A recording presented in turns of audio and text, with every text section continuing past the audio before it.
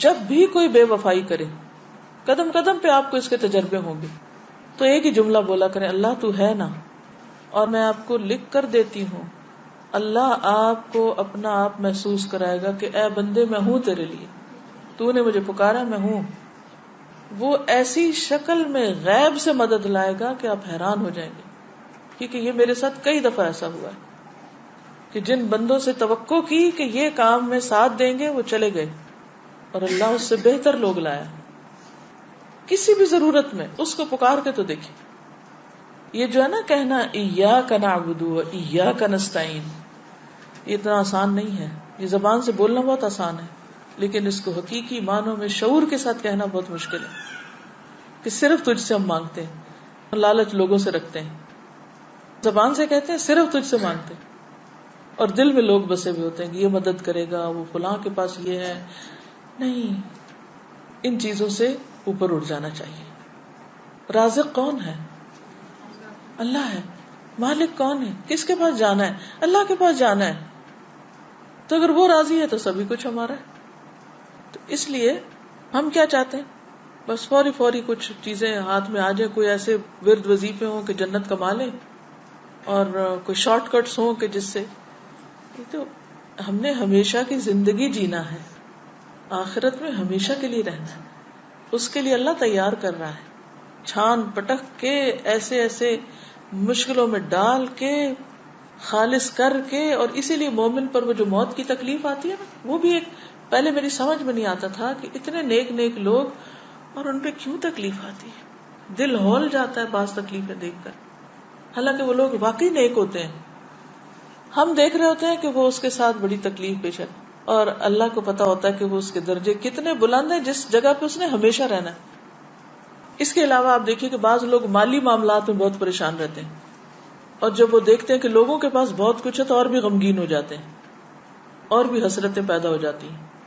اگر وہ صرف ایک حدیث یاد رکھے نا، صرف ایک، کہ ایسے لوگ یعنی جو دنیا میں غریب ہیں اور پھر بھی دین پر ہیں، اللہ کو راضی کرتے ہیں، وہ جنت میں نصف دن یعنی 500 سال پہلے چلے جائیں گے. دنیا میں قارون بھی کیا 100 سال جیا تھا؟ اگر کسی کے پاس قارون کا خزانہ بھی ہے، اتنا مال ہے، تو بھی کوئی 100 سال انجوائے نہیں کر سکتا اس سے. اور آخرت کا ایک دن کتنا بھاری ہے. تو آج اگر ہم صبر کرتے ہیں، ہمارے پاس مال کم ہے یا ریسورسز کم ہے یا تکلیف میں ہم کسی وجہ سے کہ نہیں ہے کھانے کو، نہیں ہے رہنے کو، 100 مسائل ہو سکتے ہیں، لیکن اگر صرف یہ یاد رہے نا کہ ان سب مالداروں سے 500 سال پہلے جنت میں چلے جائیں گے، کوئی غم ہی نہ رہے. ایسے سارے غریب یہ سمجھیں کہ ہم زیادہ خوش قسمت ہیں، ہم پہلے وہاں چلے جائیں گے. لیکن یہ جب ہی آئے گا نا جب آخرت کا یقین ہو. ہم کہتے تو ہیں ہمارا آخرت پہ ایمان ہے، حقیقی معنوں میں کوئی ایمان نہیں ہے. اللہ کے وعدے سچے ہیں، زبان سے بولتے ہیں سچے ہیں، لیکن دل میں نہیں اترا کہ اللہ کے وعدے سچے ہیں. کیونکہ ہمارا طرز زندگی نہیں بدلا، ہماری سوچ نہیں بدلی، ہمارے رویے نہیں بدلتے، کیونکہ ہمارا اندر نہیں بدلا ہوا.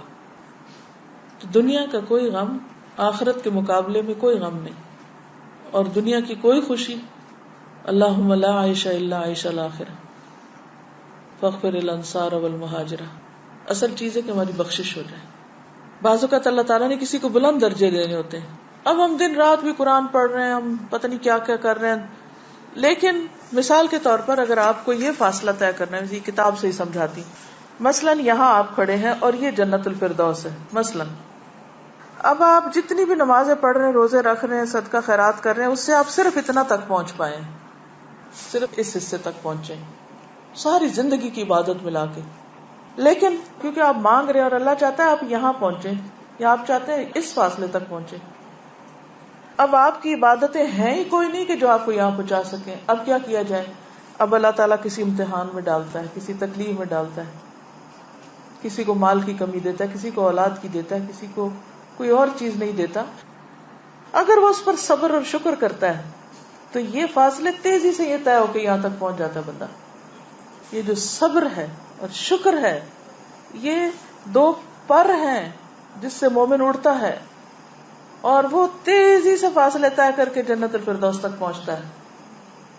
تو بعض اوقات ہماری عبادتیں، ذکر، صدقے، خیرات یہ کافی نہیں ہوتے، کیونکہ ہم کیا کہتے ہیں، ہم نے اتنی عبادت کر لی پھر کیوں مشکل آ گئی. یہ کہتے ہیں نا اکثر، یا اللہ میں نے تو بڑی نیکی کے کام کیے پھر کیوں مشکل آ گئی.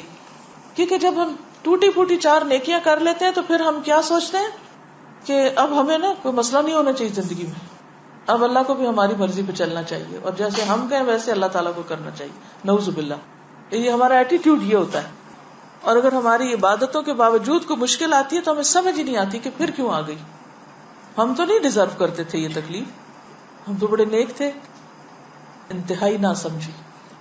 اللہ دراصل درجے بلند کرنا چاہتا ہے، اور آپ کہتے ہیں کہ ہم نے تو نیکیاں کر لی تھی تو پھر کیوں ہو گیا یہ. یا دوسروں کو بھی ہم دیکھتے ہیں، ہم کہتے ہیں ہائے توبہ، کیا فائدہ نیکی کرنے، اتنا نیک تھا اور دیکھو کیا مشکل آ گئی اس پہ، ضرور کچھ اندر خانے برا کیا ہوگا. یہ سخت ناسمجھی کی باتیں. اللہ ہی جانتا ہے کہ وہ کس کو کس حال میں کیوں ڈال رہا ہے، خواہ وہ کسی عورت کی تکلیف ہو یا کسی مرد پہ کوئی مشکل وقت ہو یا کسی بھی طرح کا کوئی زندگی میں سٹریس ہو. بس ہر حال میں کہ اللہ تیرے فیصلے بڑے ہی اچھے ہیں اور سچے ہیں، بس تو مجھے عافیت میں رکھ، ایسے امتحان میں نہ ڈال کہ جس سے میرے منہ سے کوئی ناشکری کی بات نکلی. وہ وقت ہوتا ہے خود کو کنٹرول کرنے کا، کہ منہ سے ایسی بات نہ نکلے جو اللہ کو ناراض کر دے، ہمارے رویے میں اور دل میں ناشکری نہ آئے کہ جو خدا کو ناراض کرے. کیونکہ زندگی کا امتحان بڑا سخت ہے. کل میری ایک اپنی پرانی اسٹوڈنٹ کے ساتھ ملاقات ہوئی، تو اس کے شادی کو کافی عرصہ ہو گیا، بچے نہیں ہوئے. تو جب مجھے ملی تو میں نے دعا دی، میں نے کہا اللہ تمہیں صالح اولاد دے. تو پھر اس نے اپنا تھوڑا سا شیئر کیا، کہنے لگی کہ ایسا ہے کہ میرے ہسبینڈ میں کچھ مسئلہ ہے.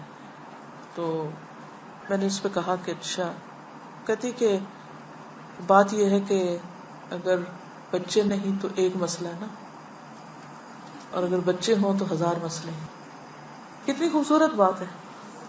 ورنہ ایسی لڑکیاں سارا وقت فرسٹریشن کا شکار رہ سکی. میری شادی یہاں کیوں ہو گئی؟ اب آپ دیکھیے کہ رشتے ملنا ہی مشکل ہے والدین کے لیے. ایک مثال ہے، رشتے ملنا ہی مشکل ہے. اللہ نے اگر ایک ٹھکانہ دے دیا، شوہر دے دیا، قدر کرنے والا ہے، اب اس بیچارے کے بھی بس میں نہیں. اب وہ علاج بھی کرا رہا ہے، اچھا سلوک بھی کر رہا ہے، ٹھیک ہے. اگر یوں دیکھا جائے کہ عورت کو کیا حق ہے، اور قانونی طور پر آپ دیکھیں تو ٹھیک ہے، عورت یہاں خلا لے سکتی ہے، بڑی جینوئن ریزن ہے، الگ ہو سکتی ہے. لیکن کوئی گارنٹی ہے الگ ہو کے کہیں اور شادی کرے تو لازم بچے ہوں؟ کوئی گارنٹی نہیں ہے. ٹھیک ہے، وہ اس کی اپنی چوائس، وہ کرے نہ کرے وہ ایک الگ مسئلہ. میں اس وقت قانونی بحثوں میں نہیں جا رہی، میں ایک پریکٹیکل سچویشن کو دیکھ رہی ہوں کہ ایک ماں باپ کے میں سے 5 بیٹیاں ہیں. ایک بیٹی کے ساتھ کچھ ایسا حادثہ ہو جاتا ہے. اب اگر وہ واپس آتی ہے تو پہلیوں کی بھی شادی نہیں، یہ کہاں جائے گی؟ یعنی کتنے ہمارے معاشرتی مسائل ہیں. اب اگر یہ اپنے گھر میں عزت کے ساتھ بیٹھی ہے، اچھے انتظار میں دعا کر رہی ہے، ہر چیز اللہ کے ہاتھ میں ہے، اور ایک پازیٹو سوچ کے ساتھ جی رہی ہے اور خوش ہے اور مطمئن، اتنا پرسکون چہرہ اس کا، میں حیران رہ گئی. اتنے مزے سے کہتی ہے کہ بچے نہیں تو ایک مسئلہ ہے نا، بچے ہوں گے تو 1000 مسئلے ہوں گے. اس کو کہتے ہیں پازیٹو سوچ. اسی طرح اگر کسی کی شادی نہیں ہوئی، بعض اوقات کوشش کے باوجود نہیں ہو پاتی. اب اس میں بھی کچھ لوگ بہت مزریبل ہو جاتے ہیں، دن رات یہی سوچے رہتے شادی نہیں ہوئی، شادی نہیں، شادی. نفسیاتی مریض بن جاتے ہیں. کیا مریض بننے سے شادی ہو جائے گی؟ بد اخلاق بن جانے سے شادی ہو جائے گی؟ جو ہونی تھی وہ بھی نہیں ہوگی. کیونکہ لوگ جب دیکھتے ہیں ایسی لڑکیوں کو کہ جو نفسیاتی مریض بن چکی ہیں تو ان سے اور دور بھاگتے ہیں. یہ بوجھ ہو جاتا ہے نا، یعنی بد اخلاقی ایسا بوجھ ہے کہ بے وجہ اس کا بوجھ آپ کے اوپر پڑ رہا ہوتا ہے نا دوسرے شخص کا. تو ان چیزوں کو نہیں دیکھتے ہم. تو اصل کامیابی یہ ہے کہ زندگی کو ایک امتحان سمجھ کر اللہ کے ہر فیصلے پر راضی رہ کر انسان بہتری کی کوشش کرتا رہے. میں یہاں یہ نہیں کہتی کہ انسان ہر وقت کہے یہ سر پہ آ گرا تو پڑا رہے کیونکہ اللہ کا فیصلہ ہے. نہیں، اس کو ہٹانا تو ہے، لیکن اگر نہیں ہٹ پا رہا تو بھی اللہ تیرا فیصلہ ہے کہ میرے بازو نہیں ہٹا پا رہے ایک چیز کو، میں نہیں سچویشن چینج کر پا رہی، تو کوئی بات نہیں، مدد لیں آپ دوسروں کی. دوسرے مل کے بھی آپ کی حالت نہیں بدل پا رہے. کئی دفعہ ایسا ہوتا ہے نا کہ ماں باپ بھی، بہن بھائی بھی، رشتے دار، دوست سارے مدد کے لیے آ جاتے ہیں، لیکن پھر بھی بیچارے کچھ نہیں کر پاتے. پھر کیا کیا جائے؟ اللہ کی رضا پہ راضی رہے نا انسان. کیونکہ ہم بندوں سے توقع رکھتے ہیں یہ ہمارا مسئلہ حل کر دیں, اور جب وہ بےچارے نہیں کر پاتے تو پھر ان سے ناراض بھی ہو جاتے ہیں, تم ہمارا مسئلہ کیوں نہیں حل کرتے. بھی وہ خدا تھوڑی ہے کہ تو کر دیں گے کچھ, وہ بھی انسان ہے, وہ بھی کمزور ہے. تو بگر پکچر میں دیکھا کریں اپنے مسئلے کو, صرف اپنی ذات پہ فوکس نہیں کیا کریں. کوئی بھی مسئلہ چھوٹا ہو یا بڑا, آخرت کو ساتھ رکھ کے نقشہ بنایا کریں کہ آخرت کے مسائل, دنیا کے مسائل, ان سب میں اس مسئلے کی کیا حیثیت ہے. کچھ بھی نہیں. ہم سے زیادہ تکلیف دہ حالات میں ہیں کچھ لوگ. آپ کچھ کہہ رہے تھے.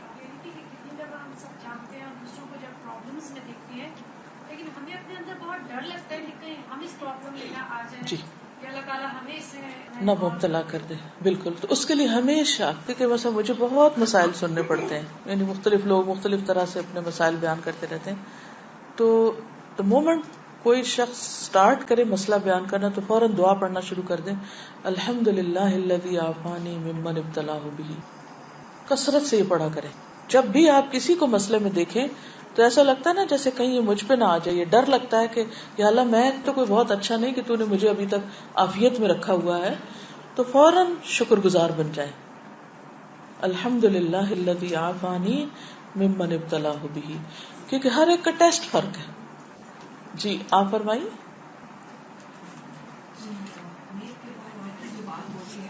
اس کے کمبائنڈ کویشچن اور ایک مسکنسیپشن ہے, بہت ساری عورتوں میں اور لڑکوں میں ہوگا.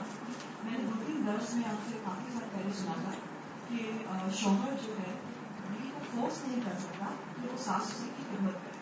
اب جب میں نے یہ بات سنی مجھے تو اتنا برا ریئیکشن یا ایک نیگیٹو تھنکنگ نہیں آئی, بٹ آئی ایم شیور جب لوگ سنتے ہیں تو اس کو بہت نیگیٹولی لیتے ہیں. تو میں چاہوں گی آپ اس کو تھوڑا سا پلیز اس کو بتائیں. دیکھیے قرآن پاک میں نسب اور سحر دونوں کو ساتھ ساتھ بیان کیا گیا ہے. نسب جو والدین ہیں, سحر جو سسرالی رشتہ دار ہیں, سسرالی والدین, ساس سسر. کچھ چیزیں ہیں کہ جو قانونی حیثیت رکھتی, اور کچھ چیزیں ایسی ہیں جو قانون سے آگے احسان کا درجہ رکھ. جیسے آتا ہے نا کہ ایمان, اسلام, احسان, ٹھیک ہے نا. کچھ چیزیں ہیں جو آپ کے ایمان یقین کے ساتھ تعلق رکھتی ہیں, اس کا پارٹ ہے عمل میں. کچھ چیزیں اسلام کا ایک پورا جو سسٹم ہے اس کا پارٹ ہے, جس میں قانونی پہلو بھی آتے ہیں. ایک ہے جو احسان کا درجہ ہے. والدین کے ساتھ جہاں بھی معاملہ کرنے کا ذکر آیا ہے وہ کیا ہے؟ قانونی معاملہ یا احسان؟ احسان کا آیا نا, چاہے وہ اپنے والدین ہو چاہے وہ سسرالی. مثلاً یہ جو بات آپ کہہ رہے ہیں نا کہ جو میں نے کہی ہے کہ شوہر مجبور نہیں کر سکتا بیوی کو کہ وہ ضرور اس کے والدین کی خدمت کرے, مجبور نہیں کر سکتا. یہ ہے قانونی پہلو. مثلاً کوئی شوہر اس بنا پر اپنی بیوی کو طلاق نہیں دے سکتا یا اسے نہیں دینی چاہیے, یا بیوی میرے والدین کا فلاں کام نہیں کرتی مثلاً, کیونکہ جب طلاق کے یا خلا کے مسئلے عدالت میں جاتے ہیں تو وجہ معلوم کی جاتی ہے نا کہ نہیں. ایک عورت جب کہتی ہے کہ میں نے خلا لینی ہے تو وہ ایسے تو نہیں جج اٹھا کے کہتا اچھا ہو گئی تمہاری بات, جو تم چاہتی وہ کر دیں گے. نہیں, وہ وجوہات معلوم کرتے ہیں. اب جب آپ قانونی بحثوں میں جاتے ہیں تو دونوں طرف سے پروف آتے ہیں اور ان کا سارا جائزہ لیا جاتا ہے. تو اس میں آپ دیکھیے کہ اگر کوئی شوہر یہ کہے کہ یہ عورت اس بنا پر میں اس کو مثلا نان نفقہ نہیں دیتا کیونکہ یہ نہیں کرتی, تو یہ قانونی ویلڈ ریزن نہیں ہے, وہ مجبور نہیں کر سکتا. ہاں, بیوی کو اپنے طور پر احسان کرنے کی ضرورت ہے کہ جس طرح اس کے اپنے والدین ہیں تو اسی طرح شوہر کے بھی والدین ہیں. اب یہ تو نہیں ہو سکتا کہ بیوی اپنا گھر چھوڑ کے والدین کے گھر جا کے اپنے ماں باپ کی خدمت کرے, کیونکہ اس پر صرف اپنے ماں باپ کی خدمت. شادی کے بعد عورت کے لیے اس کی بھی اجازت نہیں ہے کہ شوہر کی مرضی کے بغیر وہ اپنے والدین کے پاس جا کر ان کے لیے کچھ کرے. ٹھیک ہے, تو بہت ساری چیزیں جو ہیں ان کے کئی پہلو ہوتے ہیں. وہ جو میں نے بات کہی ہے وہ ایک خاص کانٹیکسٹ میں ہے. ٹھیک ہے, یعنی مثلاً بیوی کے اوپر کیا لازم ہے کہ شوہر کی اطاعت کرے, شوہر کی اجازت کے بغیر گھر سے نہ نکلے, شوہر کی اجازت کے بغیر کسی کو گھر میں آنے نہ دے, یا شوہر کی جسمانی ضرورت پوری کرے، یہ بیوی کی ذمہ داریوں میں سے. اگر کوئی عورت نہیں کرتی تو پھر اس کا حکم کچھ اور ہے، اس کا کتنا گناہ ہے وہ سب آپ کو معلوم ہے. لیکن اگر بیوی مثلاً خود بیمار ہے اور وہ خود مدد کی محتاج ہے اور شوہر اس کو کہہ رہا ہے کہ وہ کسی اور کی خدمت کرے اور اس وقت وہ اس قابل نہیں ہے کہ وہ کر سکے، اور وہ یہ کہتی ہے کہ کوئی خادم رکھ دیا جائے جو میری بھی مدد کرے اور والدین کی بھی کرے، تو یہ کوئی نامعقول مطالبہ نہیں ہوگا، ایک معقول مطالبہ ہوگا. جو خاندانی زندگی ہوتی ہے اس کے کئی آسپیکٹس ہوتے ہیں. جی آپ کچھ نہیں. میرا کوشچن ہے، باتوں کا سمجھ نہیں آتا چیزوں کو کیسے ڈیل کرنا ہے. جی تو میرے ہسبینڈ اتنا دین کی طرف نہیں ہے، تو ہوتا ہے کہ مطلب لوگوں کی ہیلپ کرنے کا، تو کسی نے پیسے مانگ لیے ان کو منع کرتے تو وہ ادھار لے کے دے سکتے ہیں. تو اب میرا جیسے دین کا ہوا ہے تو مجھے خوف آتا ہے تھوڑا سا. یہ بتائیے کہ کیا وہ قرضہ ادا کر دیتے ہیں یا قرضہ نہیں پھر ادا کرتے؟ مطلب وہ لون سود پر ہوتا ہے، انٹرسٹ پہ تو نہیں لیا جا سکتا وہ. جی اس میں یہ ایک جنرل سچویشن ہے کہ بعض اوقات آپ خواتین قرآن پڑھ لیتی ہیں، دین پڑھ لیتی ہیں، انہوں نے نہیں پڑھا ہوتا، آپ ایک طریقے پہ زندگی چاہتی ہیں، وہ ایک طریقے پہ چل رہے ہوتے ہیں. تو اس صورت میں یہ ہے کہ آپ کا کام صرف جو چیز آپ پڑھیں، صرف یہ نہیں کہ وہ جو خاص خرابی کوئی کر رہے تو اسی کی حدیث جا کے سنائیں. یہ بھی ہم عام طور پہ کچھ نہیں بتاتے، لیکن جو ہمارے مطلب میں جاتی ہے یا ان کے خلاف جاتی ہے وہ باتیں سناتے ہیں، اس سے پھر گڑبڑ ہو جاتی، پھر وہ کبھی بھی کچھ نہیں سننا چاہتے. تو یاد رکھیے کہ جب ہم ان کو بتانے لگیں تو کامن گراؤنڈ سے پہلے چیزیں شیئر کریں، پھر کرتے کرتے کرتے اگر اس میں وہ چیز بھی آ جائے جو ان کے خلاف جا رہی ہے تو اس کو بھی وہ ڈائجسٹ کر جائیں گے، کیونکہ آپ ان کو پن پوائنٹ کر کے ان کے اوپر ڈائریکٹ تیر نہیں مار رہے، کیونکہ آپ ان کو ایک خیرخواہی اور ہمدردی سے بتا رہے ہیں. یہ جنرل بات ہے، میں سب کے حوالے سے کر رہی ہوں. جو کچھ بھی پڑھیں، جو سیکھیں، کچھ نہ کچھ آپس میں جا کے شیئر کریں. اور جب اچھا موڈ ہو، کھانے کی میز پہ ہوں، کہیں باہر ہوں، گاڑی میں بیٹھے ہوں، جیسے اور باتیں آپ کس سے شیئر کرتے ہیں، دین کی باتیں بھی بس اسی طرح جنرل لائٹ موڈ میں شیئر کرتے رہیں، حتیٰ کہ وہ ان کے اندر ایک طلب پیدا ہو جائے اور سنجیدگی آ جائے اور سیکھنے کا شوق آ جائے، وہ پھر ایک لیٹر سٹیج پہ. اسی طرح بعض ایسے کام ہسبینڈز کر رہے ہوتے ہیں جو بالکل دین کے خلاف جاتا ہے اور ہماری جان پہ بن جاتی ہے جس دن ہم مسئلہ پڑھ کے جاتے ہیں، اور ہم چاہتے ہیں کہ اوور نائٹ اب چینج آ جائے ان میں بھی. اور جب وہ نہیں کرتے تو پھر ہم ان کو برا بھلا کہنے لگتے ہیں اور لڑائیاں ڈال کے بیٹھ جاتے ہیں اور پتہ نہیں عجیب و غریب رویے اختیار کر لیتے ہیں، جس سے وہ سمجھتے ہیں کہ سارا قصور دین کا، وہ اور دین سے خوفزدہ ہو جاتے ہیں اور دور ہو جاتے ہیں اور ہم اور مصیبت میں دلدل میں جا پھنستے ہیں. تو ایسی صورت میں ایک تو یہ ہے کہ جیسے میں ہمیشہ کورس کے شروع میں کہتی ہوں کہ اپنے پیاروں کو، گھر والوں کو ساتھ لے کے چلے. اس سے مطلب یہ ہے کہ ان کو بھی ساتھ ساتھ پتہ چلتا رہے آپ کر کیا رہے ہیں. یہ صرف دین کے معاملے میں نہیں، ہر معاملے میں یہی کریں کہ جو آپ گھر سے باہر کر کے آئیں گھر آ کے شیئر کریں. اس سے بڑا اعتماد بحال ہوتا ہے، کیونکہ ایک دوسرے کا پتہ ہوتا ہے کہ کون کیا کر کے آیا. جب انہیں پتہ ہی نہیں آپ کیا کر رہے ہیں اور اچانک ایک دن کوئی اعلان کر دیتے ہیں تو ان کے لیے پھر وہ چیز ان سے ڈائجسٹ نہیں ہوتی. تو روز کی شیئرنگ میک شور کہ آپ تھوڑا تھوڑا شیئر کر رہے ہیں، اتنا جتنا وہ سننا چاہیے، بھی نہیں کہ وہ سننا ہی نہیں چاہ رہے اور کانوں میں ہاتھ رکھ لے اور آپ کی تقریر ختم نہ ہو. لوگ دین سے دور ہوتے ہیں صرف اس وجہ سے کہ ہم ان کے اوپر اوور ڈوزنگ کرتے ہیں. اچھا اب آپ دیکھیے کہ مثلاً کوئی ایسی چیز جب ہم ان کو بتاتے ہیں، وہ مطلب سود کا لین دین ہے یا کوئی ایسی نوکری ہے جو غلط قسم کے کاموں پر مبنی یا کوئی بھی چیز، تو آپ اس سے ہی نہیں شروع کریں گی، صرف اس ایک چیز کو نہیں دین بنائے گی. آپ اس سے پہلے جتنی چیزیں آپ دیکھیے کہ دین میں سب سے پہلے کیا ہے، ایمان ہے، عقیدہ ہے، یقین ہے، آخرت ہے. کتنی چیزیں، وہ یقین پختہ ہوگا تو باقی چیزیں لی جائیں گی. اب پہلے آپ کامن گراؤنڈ سے بات کریں، اللہ کی محبت کی، آخرت کی، ادھر کی ادھر کی ساری کر چکے، پھر آپ عبادات کے اوپر آ جائیں، زکوٰۃ دینے کی بات کر لیں، پھر اور اس طرح کی، کیونکہ یہ جو عبادات ہیں یہ دراصل انسان کو تیار کرتی ہیں اور بہت سی اچھے اخلاق کے لیے. مثلا نماز قرآن مجید میں آتا ہے ان الصلاۃ تنہی عن الفحشاء والمنکر، نماز انسان کو برائیوں اور بے حیائیوں سے روکتی. اس چیز کو دیکھیں کہ وہ نماز پڑھ پا رہے ہیں یا نہیں. اگر وہ نہیں پڑھ پا رہے تو ان کی مدد کریں کہ وہ کسی طرح اس کے لیے تیار ہو جائیں. زکوٰۃ دیتے ہیں کہ نہیں، کیونکہ